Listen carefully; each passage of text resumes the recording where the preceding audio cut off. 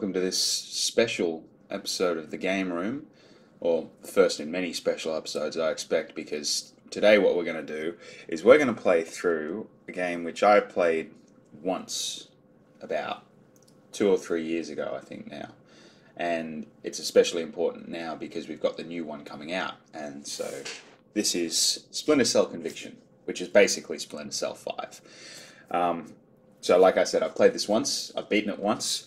I remember virtually nothing because I was playing it on an old computer that it really didn't run well on. Though it still doesn't run well on many computers now. That's something we're going to talk about during the course of this playthrough. What I'll do first is just give you a really brief rundown of the story so that I don't talk through all the cinematics. P.S. If you're worried about getting spoiled on all the old games, stop watching now and go and play them because the game storyline will spoil all the other ones for you in this very first level. So don't go mad at me. Basically the way it works is that Sam Fisher, your man, is the top spy for the first 3 games. Top spy in the US for this secret agency called Third Echelon. Now, between the third game, which was Chaos Theory, and the fourth game, which was Double Agent, Sam Fisher's daughter gets killed in a car accident. And this causes him to go a bit off the deep end. In the fourth game, which was Double Agent, he ends up taking a virtually suicidal gig with the agency and going undercover within one of the terrorist organizations. And this all, unravels to the point where he's actually forced to kill Lambert, who was his handler, who was his the guy who gave you the missions in the earlier games, the guy he joked with over the intercom. It was basically Sam's best friend. So this really was the last straw for Sam, and he's supposedly left the agency. And that's where we pick up with Conviction. So without any further ado, let's get underway.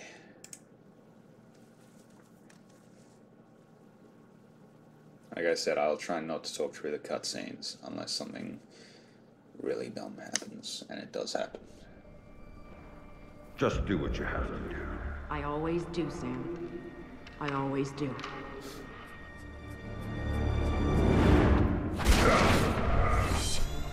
Conviction. Kind of reminds me a bit of the end of the new Resident Evil movie, actually, in the White House. The thing you have spoilers, to by the way. understand is this. You get used to that. The Sam Fisher you knew is dead. America killed him, asked him to make one sacrifice too many, cross one line too far. A drunk driver killed him, some anonymous asshole who ran down his daughter and vanished. She was the one thing in his life that humanized him. And his agency killed him. It set him up, turned him loose, and told him to pull the trigger on his best friend in a dirty New York City basement. Yeah, that's Lambert. Irving Lambert died by Sam's hand that day. And so did Sam. So he left. Left Third Echelon, left the life he knew. Left America and Mom and apple pie, left it all behind. He hopped off the grid and went walkabout, looking for a reason to go on living. Eventually he found it. He caught a whisper in the wind that maybe his daughter's death hadn't been an accident. He heard a name. And he found somewhere to go looking. A city called Valletta. It's in Malta. Excuse me, sir. Yes? Phone call for you. Please accept these compliments of your call.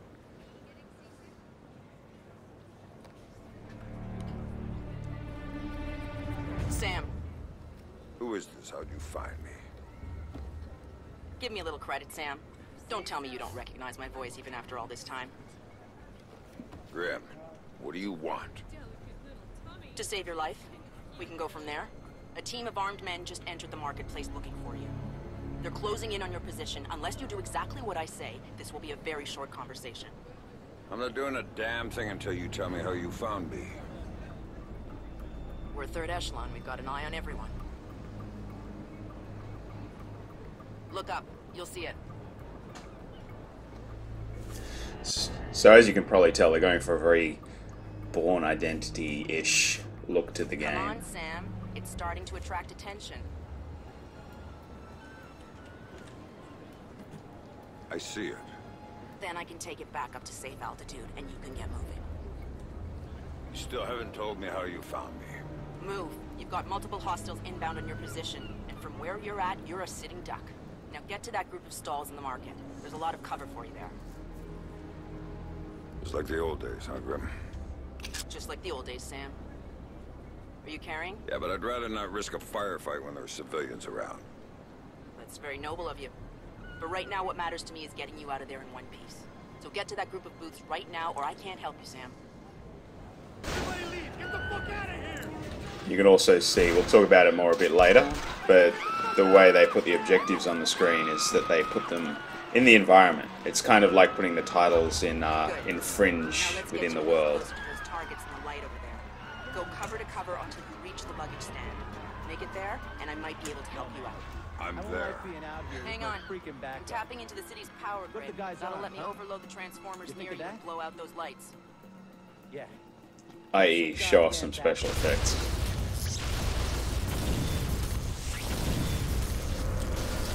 It's pretty. It's not bad. Now this is some Max Payne bullshit. This is not like the other games. Hey there, kiddo. What's wrong? I don't Got a like great the dad dark. voice though. It's scary. Turn on the light for me, please.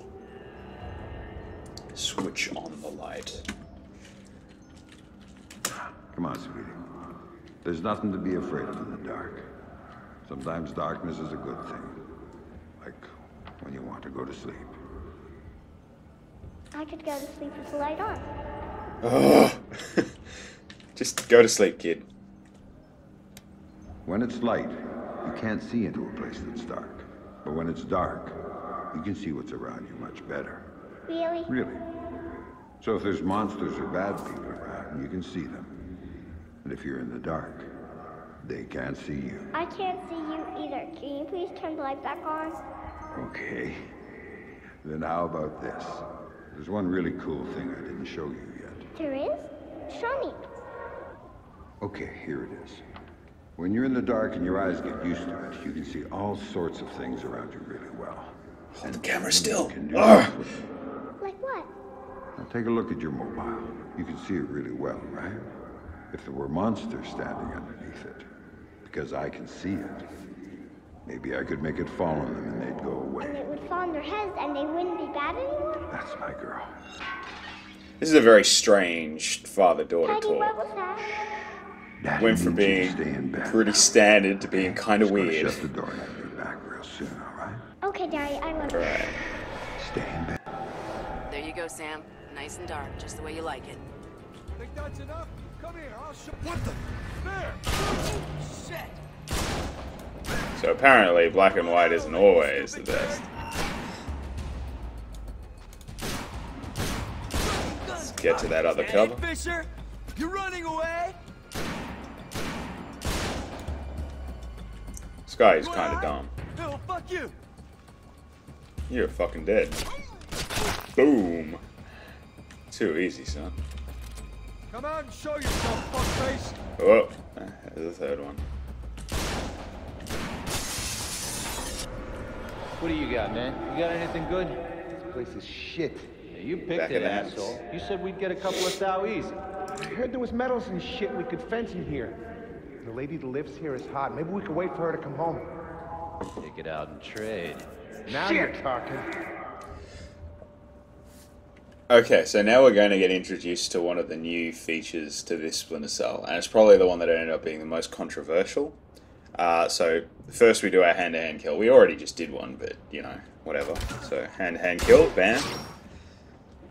Now this gives us the ability to do what they call a mark and execute.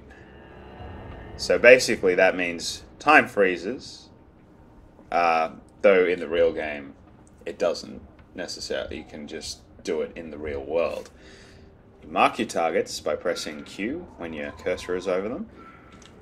Then you press E And it kills them for you. You don't have to do anything. It takes all the stress and skill out of it. All you got to do is piece of cake. I'm super skilled. So, in case you don't understand why that's kind of frustrating, Sarah, you don't need to see this part. This is boring. It means basically that all those twitch reflexes and stuff, not as important as being able to grab one hand-to-hand kill to power up your mark and execute, and then go to town on everyone. It's a bit annoying. They brought in some reinforcements, and the man calling the shots is with them. Get a hold of him. I'll ID him, and you can figure out what questions to ask. Find the gang leader. Okay, I bet he's straight ahead on this linear path.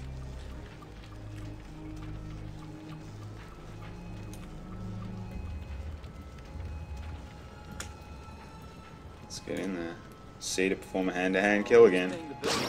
Gotcha, son. Oh man, why we gotta keep working for this guy? See, marking the enemies. Execute them. No problems.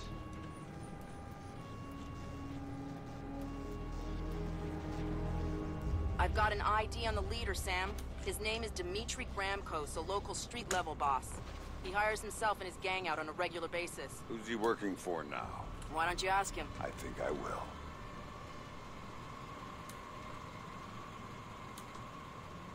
I do like the cover system in this game. I mean, they've had many games to perfect it, but it's easy to sort of look for the next cover and jump to it and that sort of thing. There you go, interrogate.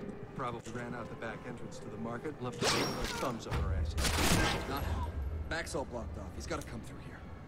Hopefully before we die of old age. The hell is he hiding anyway? Jewelry stand, maybe? Nah, not a... Cover me! Shit! That's right. Leave the target, you assholes! Now the pistol has some ridiculous range and accuracy.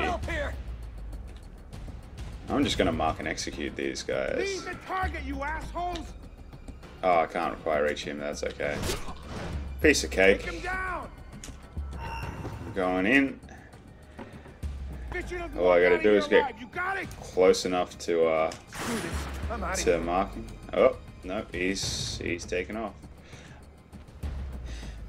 Ah, here we go. This is one of the other things that's new to this game, and probably the thing they showed off most. Bash the door. This is the new version of the interrogations. Now, you've been able to interrogate in every Splinter Cell, but usually it's just grabbing them and, you know, holding a gun to their head. Whereas in this one, it's a bit more in your face. Let's take a look. Bash open the door. Looking for me, asshole?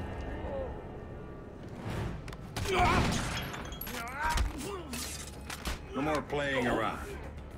Who sent you? Fuck you! So now, I get to move him around here and choose what I interact with. So I'm going to interact with this. See what happens. Nice.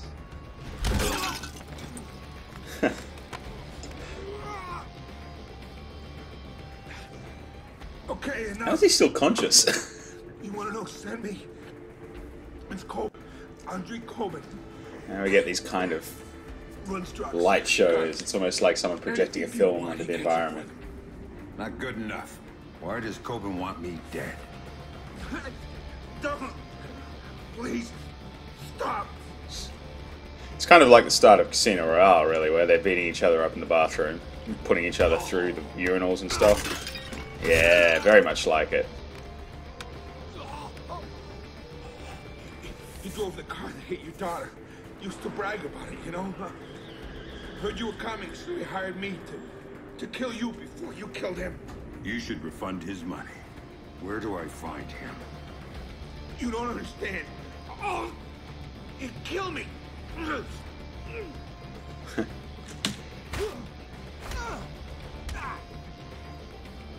In the city, the old museum on King George Street. It's his place now. Guards out front and on the sides. Don't tell him I told you. Oh, I'm not gonna tell him a damn thing.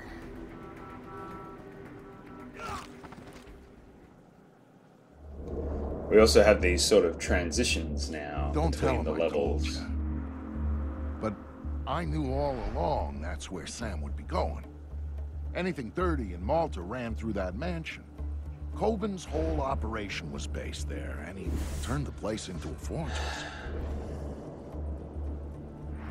Which, to be fair, it pretty much was to start with. And that was before he filled the place with jumpy guys toting automatic weapons. But Sam knew Coben was in there. And that he might know something about what happened to his daughter. So, Sam was going in, no matter what.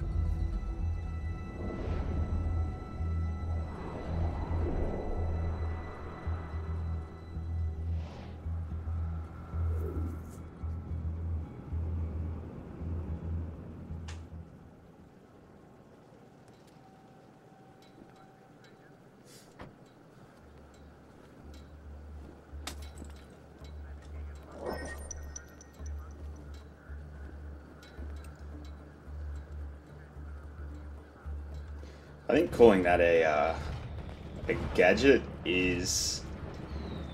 I think it's giving a bit too much credit. It's more like, well, here's a piece of rubbish that I can kind of sort of use. Anyway, that's the end of the first level. As you can see, it sort of transitions pretty quickly from one level to the next. It's not easy to find a stop. So we're going to stop for the first episode here, and we will come back later for more of our playthrough of Splinter Cell Conviction. See you next time.